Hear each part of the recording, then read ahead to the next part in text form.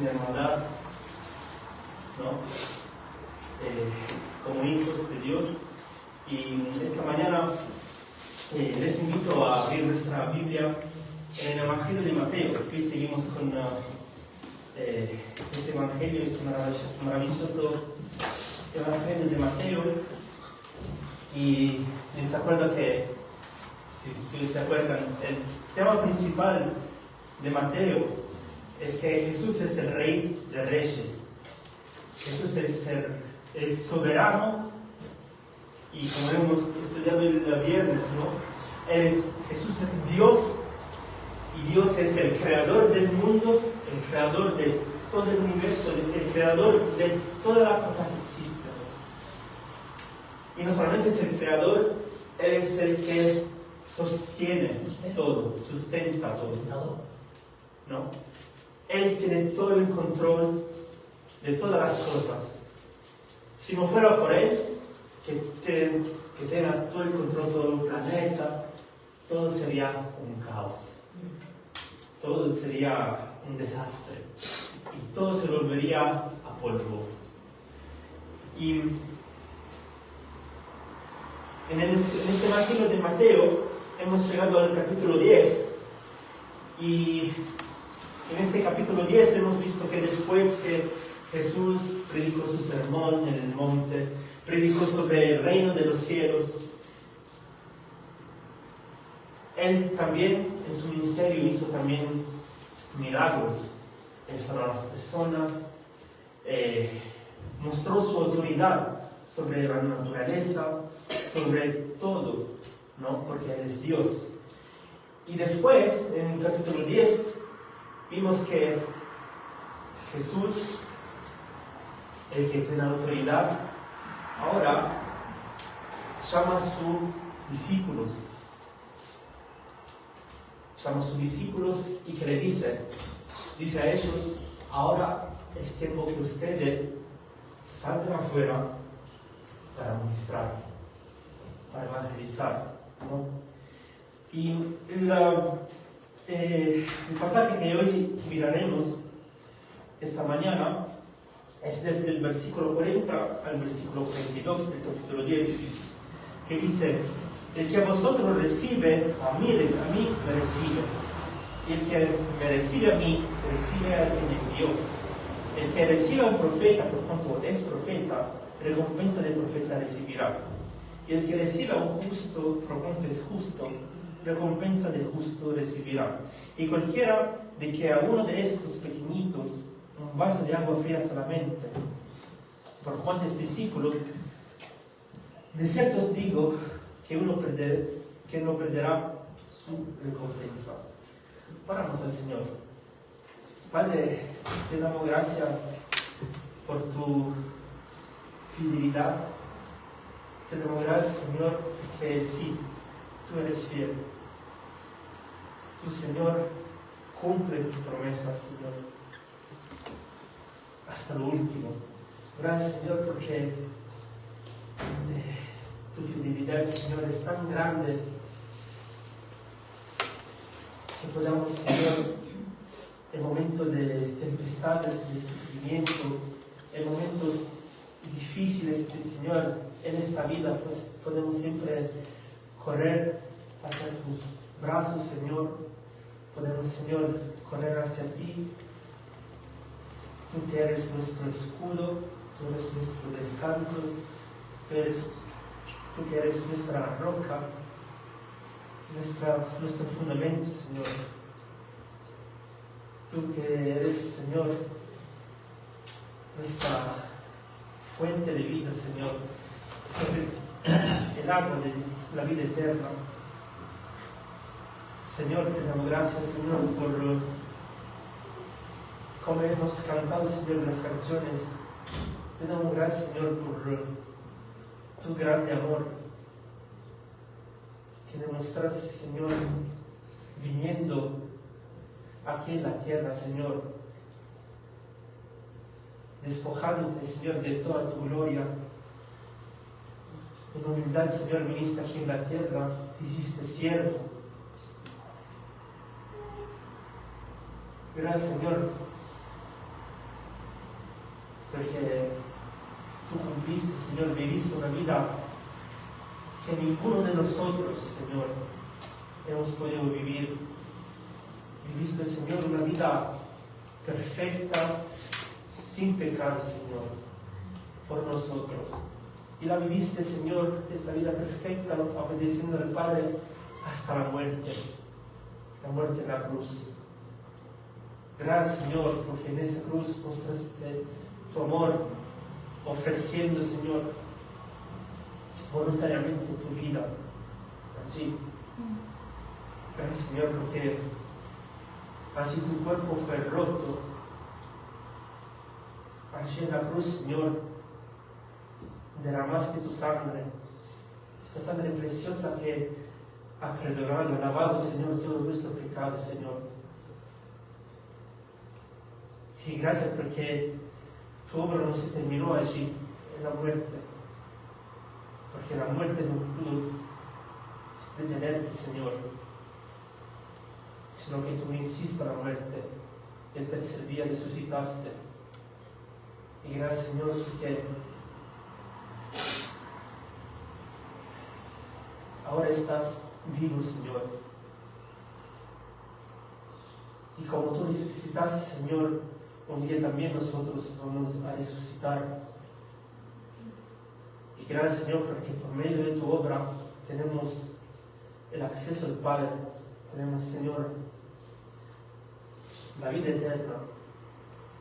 Y gracias, Señor, porque tu fidelidad, tu promesa, Señor, tenemos esta certeza que también, Señor, viviremos por la eternidad contigo. Y, Señor, sabiendo de esto, gracias, Señor, porque nuestra vida tiene un sentido. El sentido de esta vida, Señor, es vivir por ti, conocer a ti, Señor, más y más, darte gloria. Y te pedimos, Señor, que abre nuestro corazón, nuestra mente para recibir, Señor, lo que tú nos quieres enseñar. A ti la gloria, sea la gloria por los siglos de los siglos. Amén. Amén. Uno de los desafíos de al leer las Escrituras es es conectar los que se ha leído con los que se acaba de decir antes. Y si ustedes se acuerdan, lo que hemos hablado la última vez que prediqué, Jesús, después de haber llamado a sus discípulos, hemos visto también este cambio, porque Jesús no llama a sus discípulos, sino que empieza a llamarlo apóstoles. Y apóstol, hemos visto que significa ser enviado, ¿no? Entonces que Jesús envía a ellos para salir afuera, para evangelizar, para expandir el reino de los cielos. Pero Jesús no solamente lo manda afuera, sino que también le da un advertimiento. Y le dice, no piensen que las personas que van a escuchar o que van a recibir el Evangelio le van a abrazar, le van a dar un beso, van a ser gozosos por ustedes. No, dice Jesús que por causa del Evangelio, por causa de mi nombre, no toda la gente lo va a recibir bien, sino que lo van a perseguir, lo van a atacar por causa de mí. Y es por eso que hemos visto que Jesús no solamente la avisa, sino les enseña cómo enfrentar las persecuciones, ¿no? Y es lindo porque Jesús, en sus instrucciones, en su enseñanza, siempre da aliento diciendo, no temáis a aquellos que matan solamente el cuerpo, sino que teman al que puede destruir el alma. ¿no? Recordar nos recuerda que Jesús está siempre con nosotros, que este mundo es solamente pasajero, es solamente temporáneo, sino que debemos siempre fijar nuestra mente, recordar que tenemos un Dios todopoderoso y que solamente a Él tenemos que temer. Y no solamente habla de estas persecuciones, sino que el pasaje de hoy habla del futuro. Dice del por qué debemos perseverar en estas persecuciones, por qué debemos seguir caminando con Jesús durante todas estas persecuciones. ¿Por qué? Porque un día tendremos la recompensa. Tendremos recompensas. Y este capítulo 10, lo que hemos resumido, esta es la verdad por cada creyente, por cada vida cristiana. Cada vida cristiana, en cada vida cristiana vemos el llamamiento o la misión que Dios nos da, vemos el sacrificio en esta misión, durante la misión, y vemos también las recompensas que tendremos, ¿no? Y esos tres puntos no se pueden separar, siempre van juntos. Y de hecho no se puede hablar de la misión sin el sufrimiento, y no se puede hablar del sufrimiento sin las recompensas. Lo que hace que las recompensas sean preciosas es el sufrimiento o sacrificio que experimentas. Y el sufrimiento se justifica por la misión que se cumple a lo largo de nuestra vida.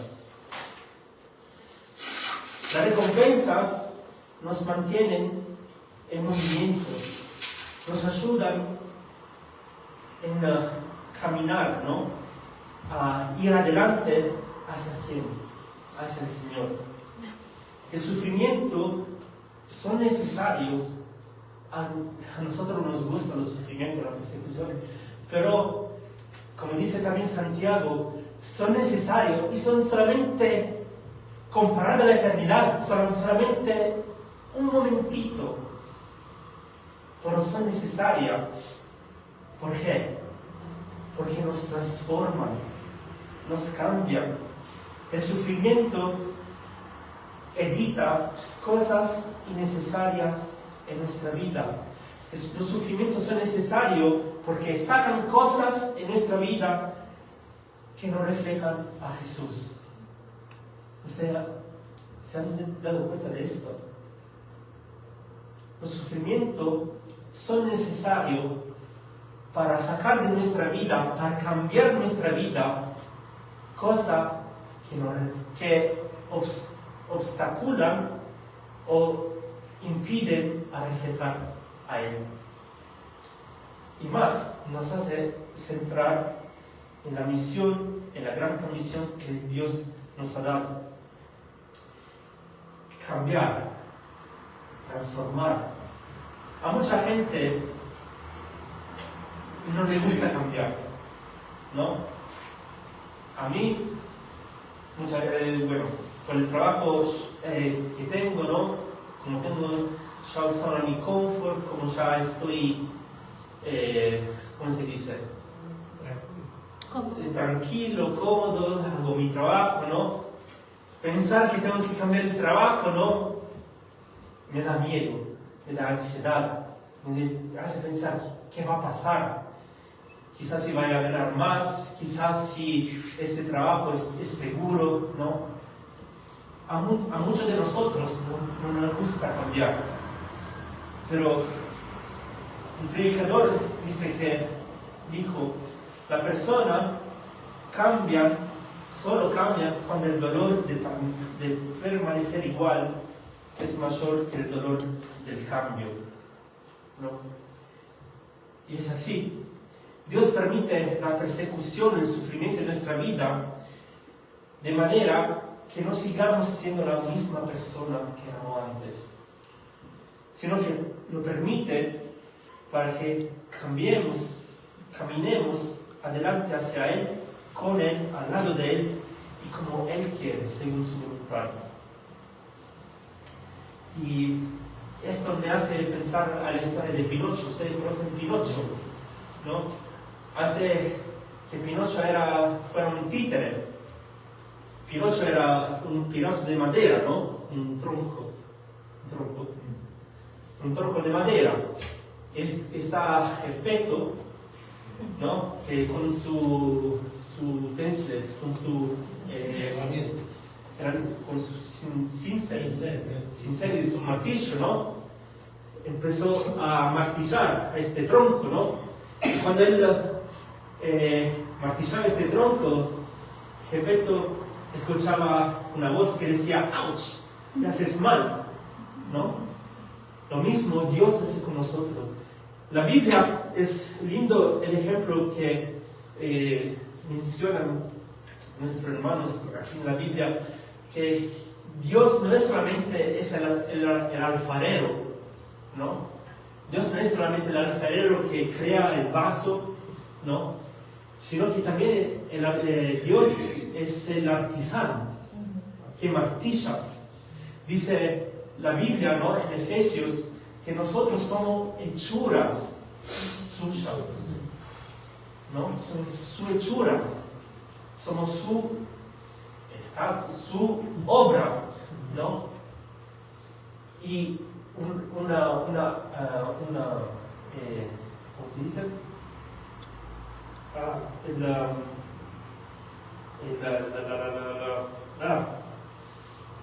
El artesano, por favor, préstame el respeto, para hacer que su obra sea perfecta, ¿no? Tiene que sacar conchos, pedazos,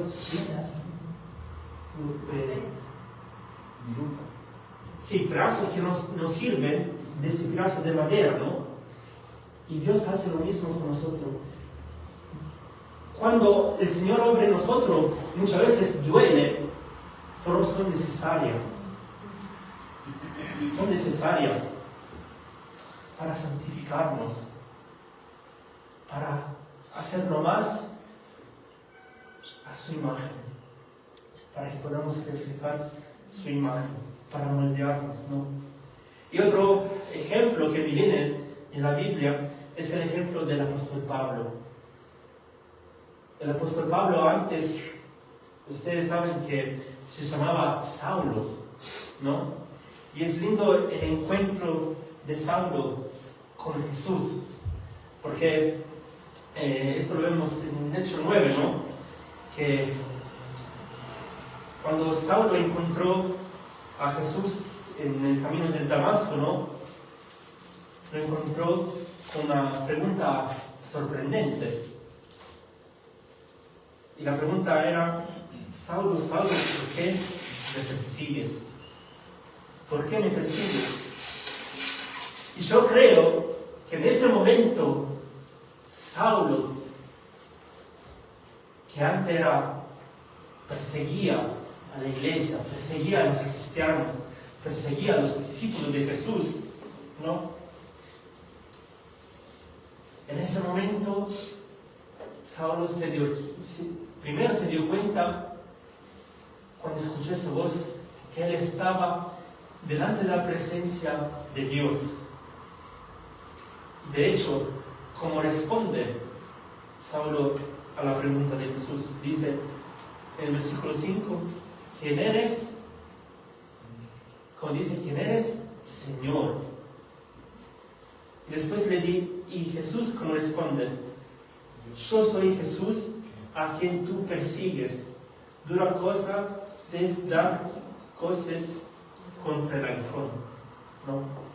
Saulo no solamente se dio cuenta de estar delante de la presencia de Jesús, del Dios, del Señor, sino que sobre todo se dio cuenta en su corazón y en su mente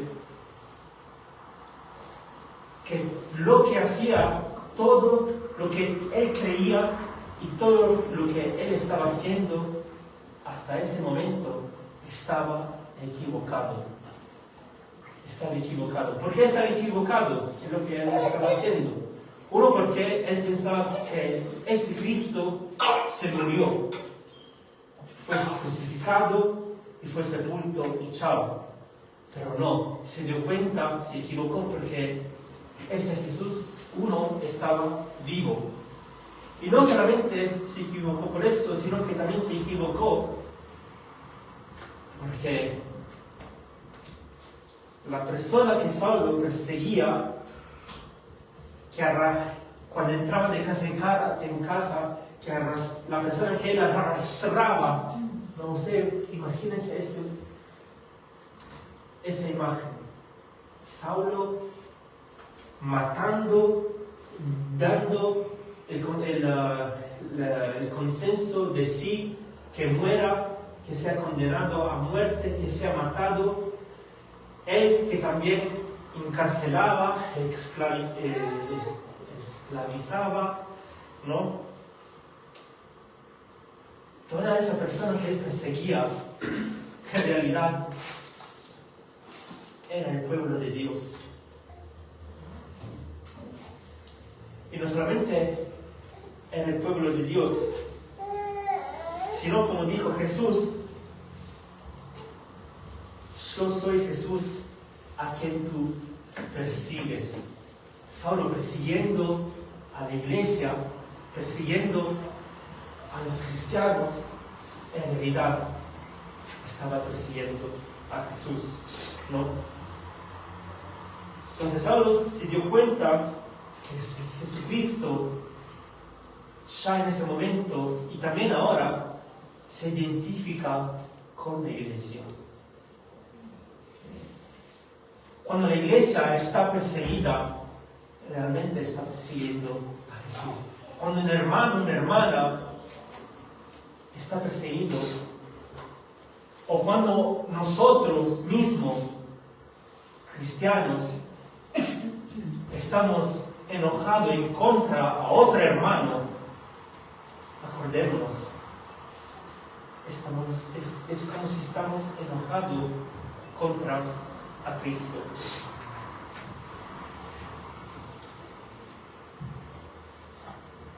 La cosa más sorprendente después de ese encuentro de Pablo con Jesús, ¿no?, es que Pablo, desde que era un perseguidor, se convirtió a un perseguido, ¿no?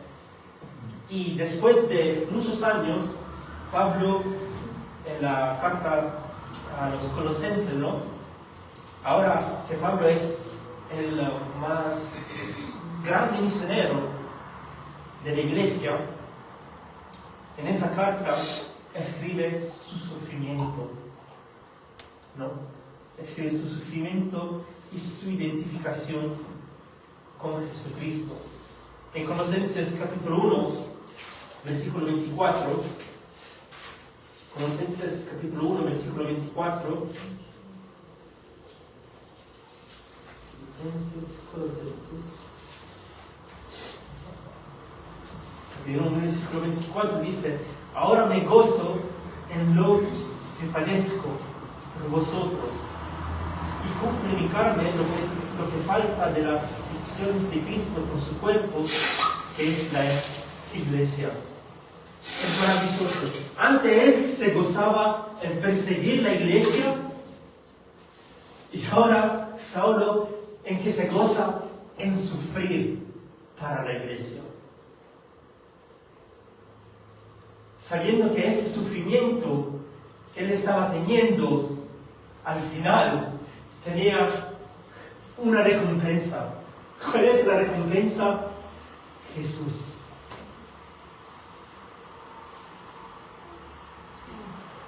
La vida eterna con Jesús.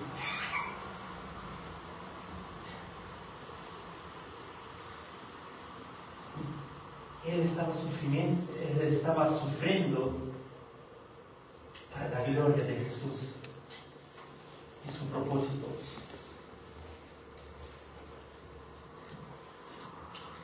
Entonces, cuando la iglesia es perseguida, Cristo es perseguido. Y esa es la natura de la identificación de Jesús con su pueblo, ¿no?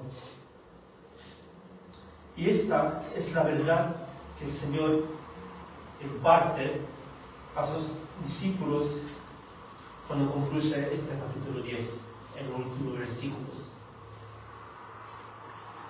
Cristo no solamente se identifica con su pueblo en las persecuciones, sino que también se identifica con su pueblo también en las bendiciones.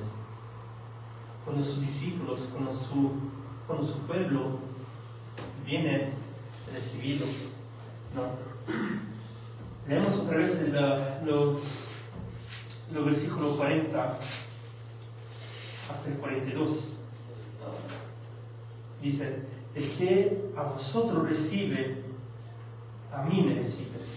Y el que me recibe a mí, recibe a aquel que me envió.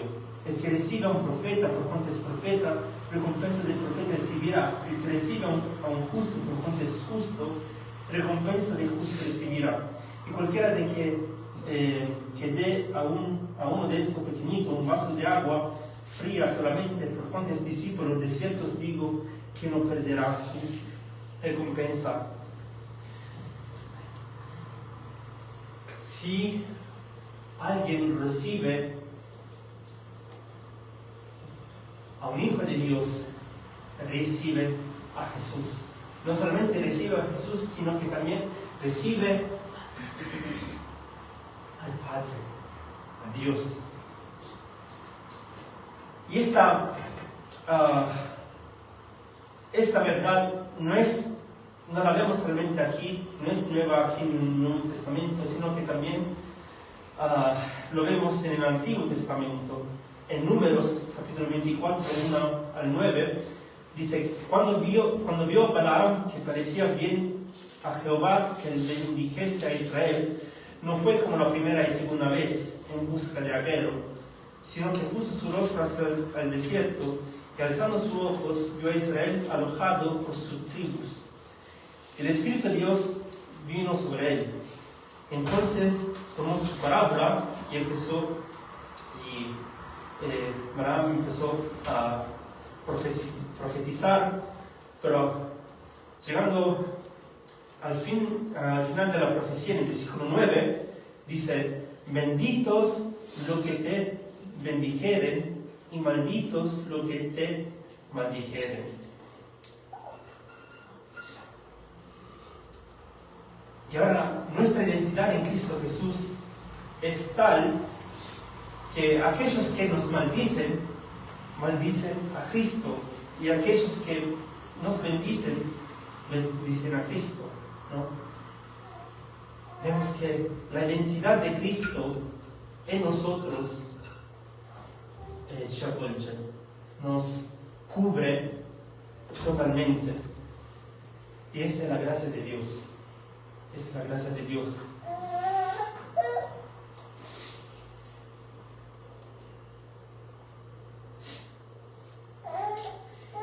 Y como dije antes, como Cristo con su autoridad envió a los apóstoles dando esta misión de evangelizar, ellos dijo de ir a evangelizar antes a los judíos.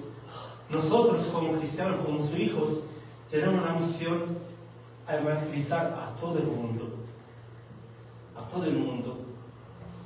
Y recordemos que nosotros, como hijos de Dios,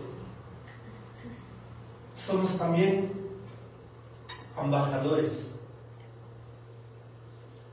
Somos embajadores de Cristo.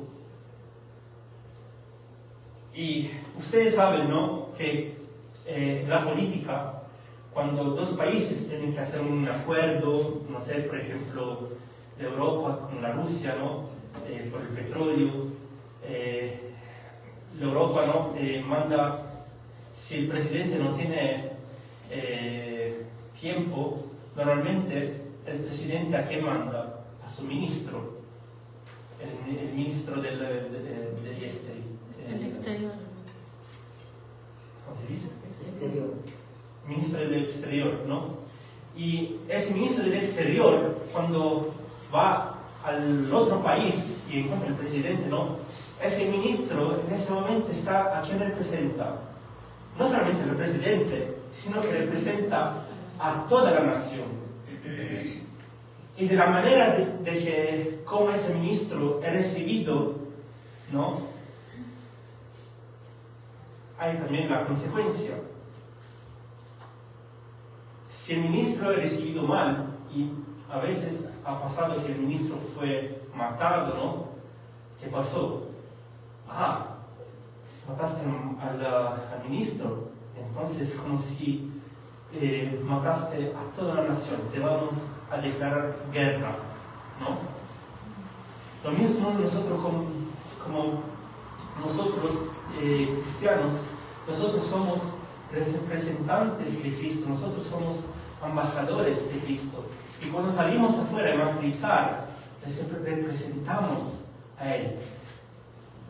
Somos la luz, reflejamos la luz de Cristo en este mundo, ¿no?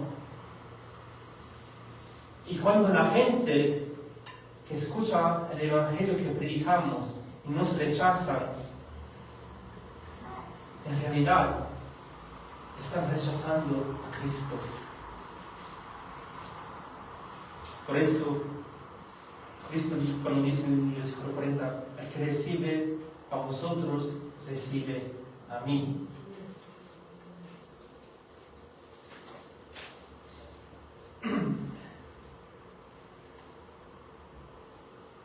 Y cuando la persona recibe a Cristo, no solamente reciben a Cristo, sino que también reciben al Padre. Y la verdad no se puede creer a Dios el Padre sin creer a Dios el Hijo. De hecho, Jesús dijo en Juan capítulo 8, 19, ni a mí me conocéis, ni a mi Padre. Si a mí me conocieseis, también a mi Padre conoceráis. Y más adelante, siempre en el capítulo 8, el versículo 42, dice, Jesús entonces le dijo, si vuestro Padre fuese Dios, ciertamente me amaríais. Porque yo de Dios he salido y he venido, pues no he venido de mí mismo, sino que Él me envió. Y otra cosa que podemos ver en el pasaje de esta mañana, como mencioné antes, son las recompensas. Como dije antes, las recompensas nos motivan a perseverar en caminar en Cristo durante el sufrimiento, durante las persecuciones. En el versículo 41, Jesús dice, el que recibe a un profeta por cuanto es profeta, la recompensa del profeta recibirá. El que recibe a un justo por cuanto es justo, la recompensa del justo recibirá. Y cualquiera que dé a uno de estos pequeñitos un vaso de agua fría solamente por cuanto es discípulo, de cierto os digo que no perderá su recompensa. Ahora, una persona que así lee este pasaje se pregunta, ¿pero qué está diciendo Jesús aquí? Entonces, quiere decir que para recibir una mayor recompensa tengo que ser profeta, y significa que entonces el que recién se convierte recibirá una recompensa más pequeña. No.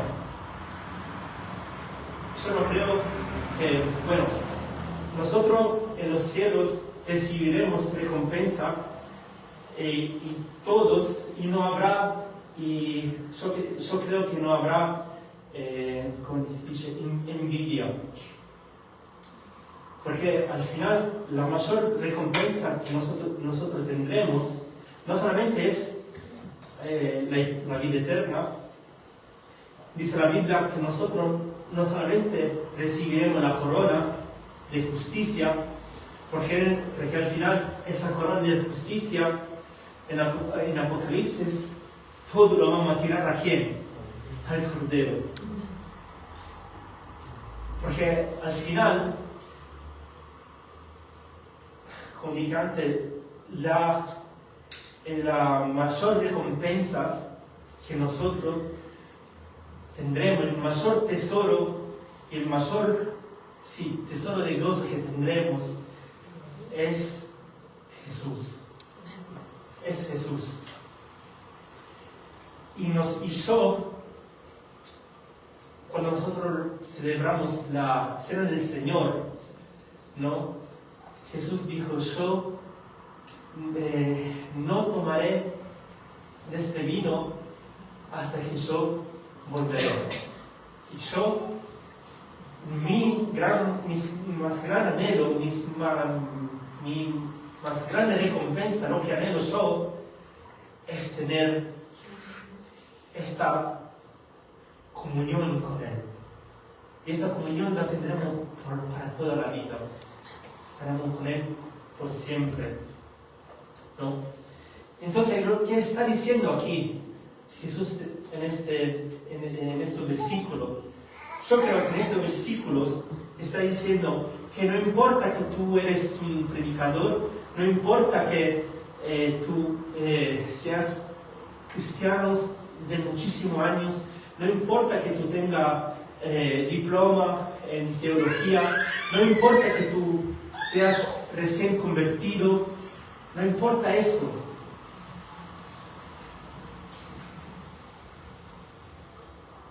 Porque yo, con cualquier persona que me sigue, yo me identifico con Él. Yo estoy siempre con Él. Si también una persona persigue a un recién convertido, es como si está persiguiendo a mí.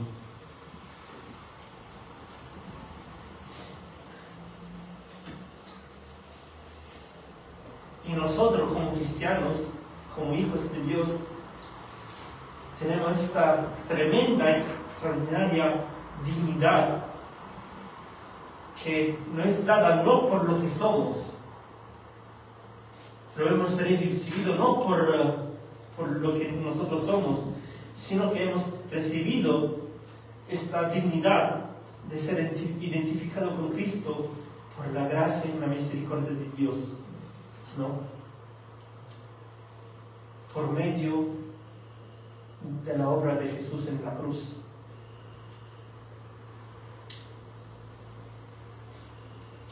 Entonces, esta recompensa que tenemos, que es cierta, cuando Pablo dice vivir en Cristo, morir de ganancia, porque Él anhela a estar en la presencia, estar para siempre con Cristo. Esto debe ser motivo de caminar, de seguir caminar con Él, junto a Él, al lado de Él, según la voluntad de Él.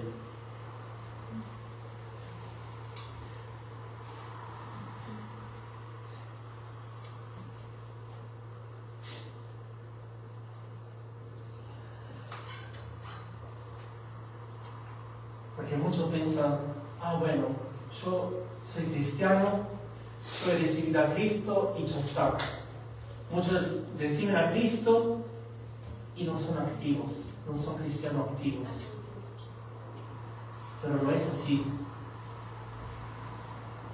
Una vez que nosotros hemos recibido a Cristo, somos llamados a servir a Dios. ¿Cómo? No solamente evangelizando, sino también somos llamados a servir en la iglesia. Por eso existe la iglesia. Cada uno de nosotros, el Señor nos ha dado dones para ponerlo en práctica en la iglesia, para servirnos unos a otros, para edificarnos.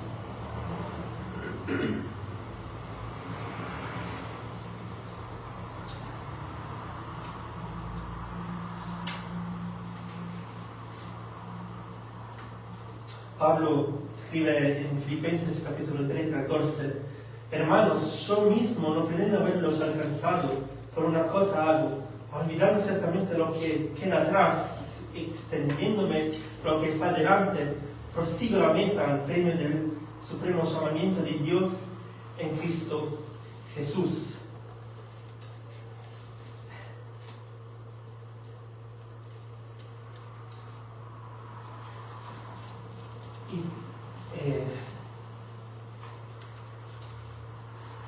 ¿Para qué seremos recompensados? Y yo creo que hay dos cosas para que seremos recompensados. Primero, seremos recompensados por lo motivo de nuestros corazones. No seremos recompensados solamente por lo que hacemos, sino también por el motivo, el por qué lo hacemos. Mateo capítulo 6, versículo 1, nos acuerdan que nos acuerdan y dice: guardaos de hacer vuestra justicia delante de los hombres para ser visto de ellos. De otra manera no tendréis recompensa de vuestro Padre que está en los cielos. Y aquí vemos que Jesús conecta la actitud o el comportamiento. Bueno, el comportamiento con los motivos. Los judíos hacían lo que hacían para recibir ¿qué? La gloria de quién? De parte de los hombres. Pero nosotros trabajamos en la iglesia no para recibir la gloria de nuestro hermano, ¿no? Sino para dar la gloria a Cristo. Para dar la gloria a nuestro Señor, ¿no? De hecho, Pablo dice en 1 Corintios 10:31, si pues coméis o bebéis o hacéis otra cosa, hacedlo todo ¿para qué?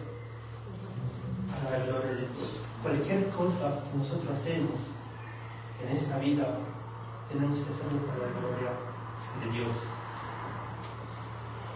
Y segundo, seremos también recompensados por nuestra fidelidad al Señor.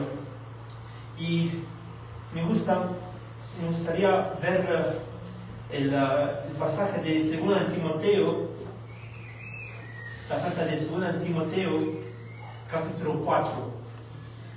Esta carta es hermosa y sabemos que el 2 Timoteo es la última carta que Pablo escribe antes de ser matado. Y Pablo escribe esta carta a Timoteo y en el capítulo 4 vemos de cómo Pablo fue fiel hasta el final al Señor. Versículo 6 dice: porque yo ya estoy para ser sacrificado y el tiempo de mi partida está cercano. He peleado la buena batalla, he acabado la carrera, he guardado la fe. Por lo demás, me está guardada la corona de justicia, la cual me dará el Señor, juez justo, en aquel día, y no solo a mí, sino también a todos los que aman su venida. Amén. ¿Cuál era el fin de Pablo al final? ¿Cuál era el motivo de vivir de Pablo? Cristo. Cristo. No solamente de recibir la corona. A Pablo no le importa de la corona.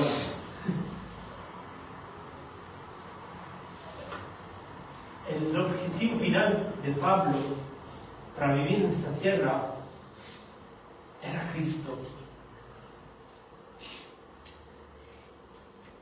Y el versículo 7 es tremendo porque describe de cómo fue fiel hasta el final. a Él. ¿Cómo fue fiel? 3 cosas. Dice, primero, Pablo peleó la buena batalla. Peleó la buena batalla. Segundo, acabó la carrera. Tercero, guardó la fe. Guardó la fe. ¿Qué significa que él peleó la buena batalla?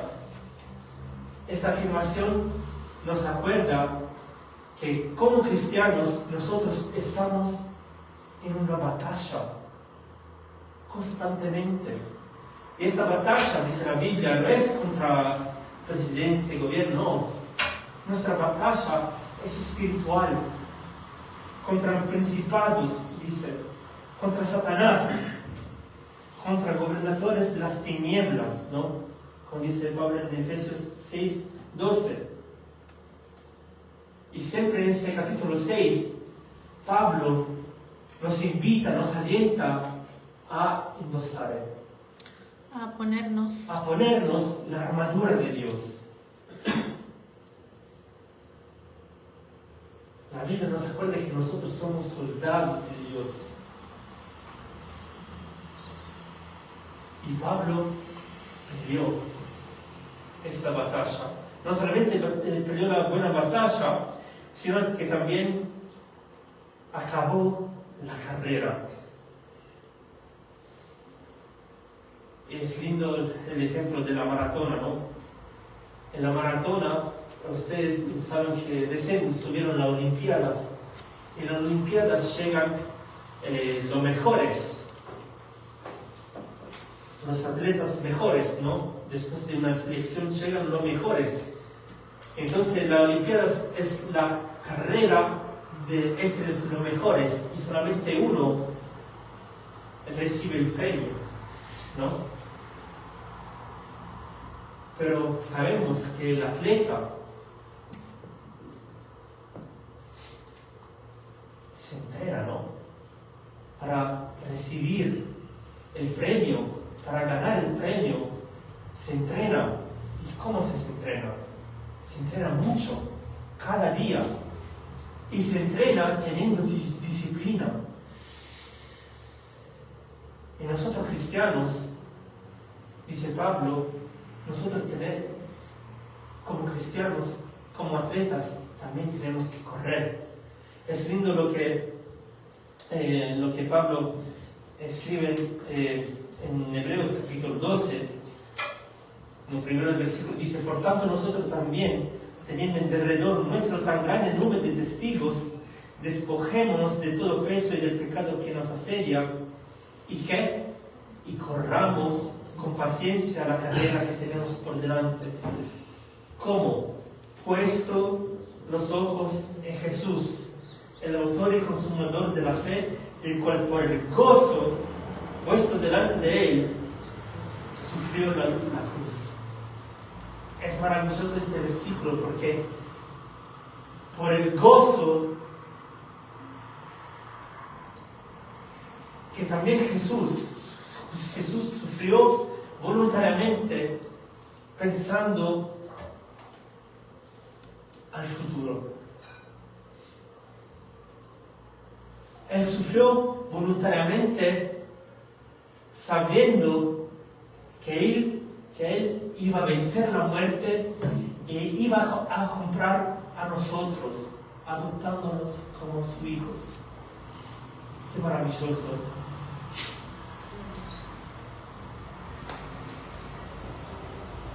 Entonces nosotros, puestos los ojos en Jesús, el autor y consumador de la fe, el cual por el gozo puesto delante de él sufrió la cruz, menospreciando el oprobio, y se sentó a la diestra del trono de Dios.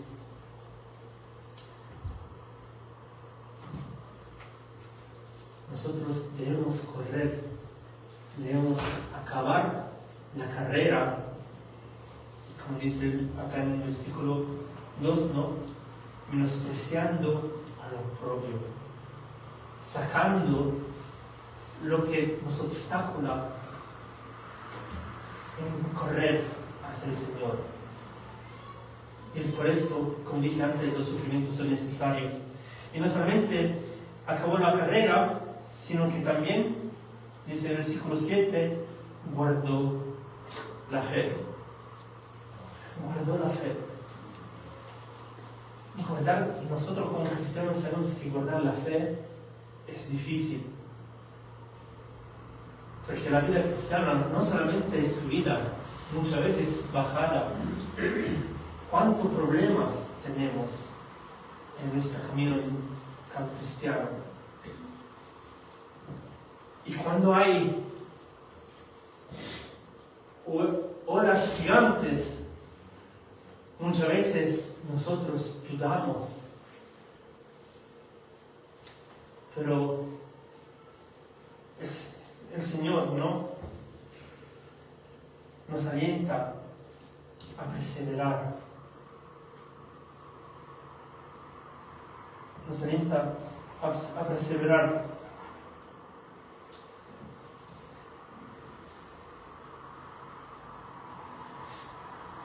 En 2 de Timoteo, capítulo 1, 12, 2 Timoteo 1, 12,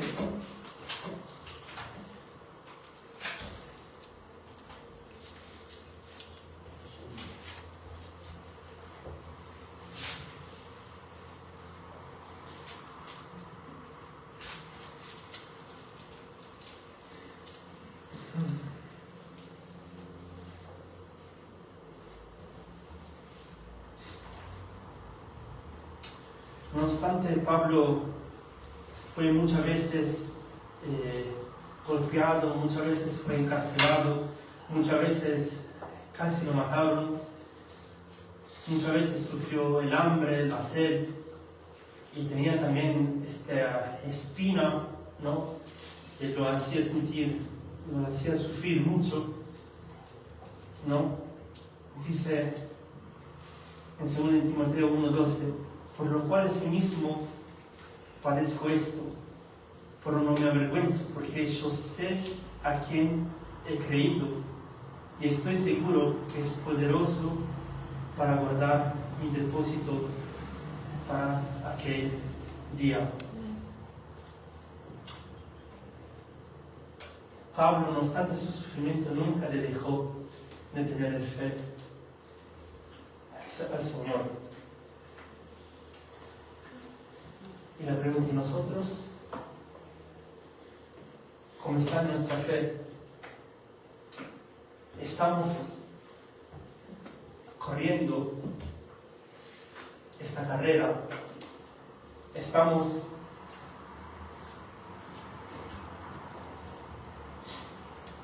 peleando la buena batalla?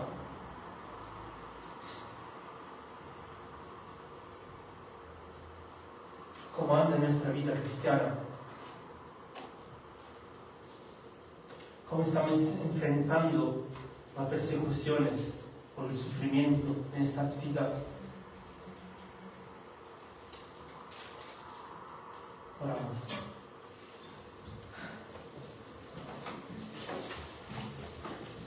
Señor,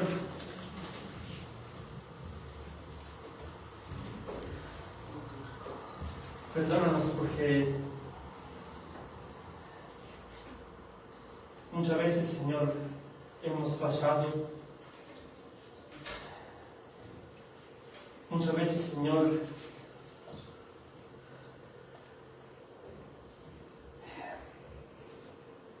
hemos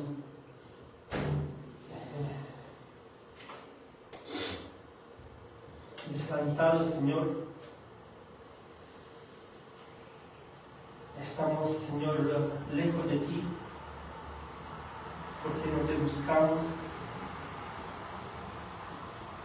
Perdónanos, Señor, por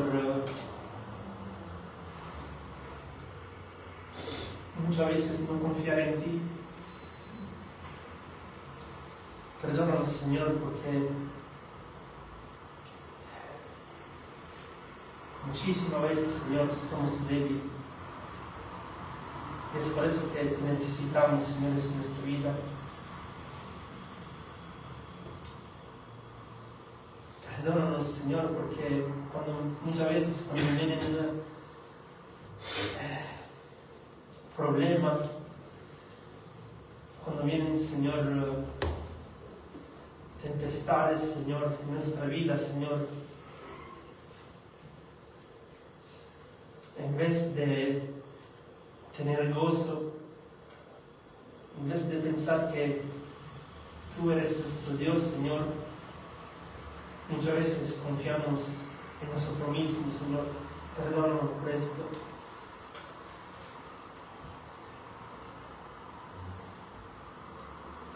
Ayúdanos, Señor, en crecer, Señor, espiritualmente, como Tu Hijo, Señor. Ayúdanos, Señor, a buscarte más. Ayúdanos, Señor, a vivir esta vida para Tu gloria. Amén.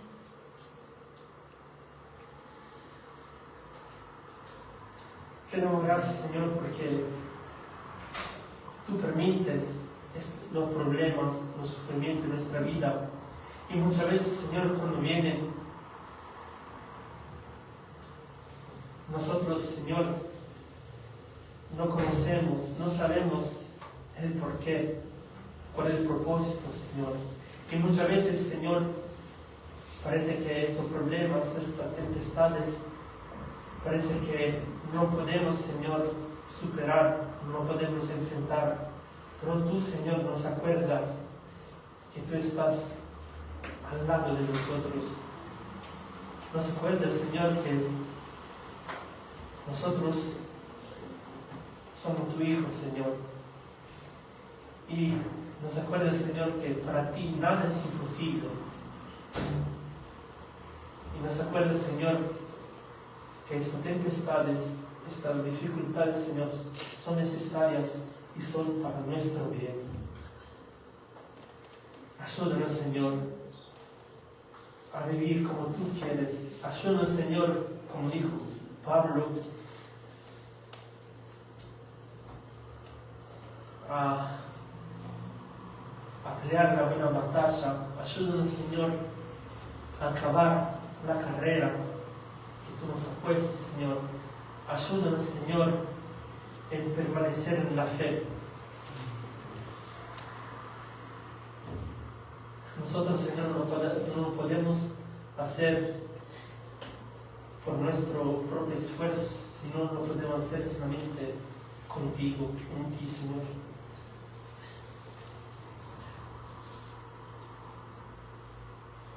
Ayúdanos, Señor, a enfocarnos, Señor,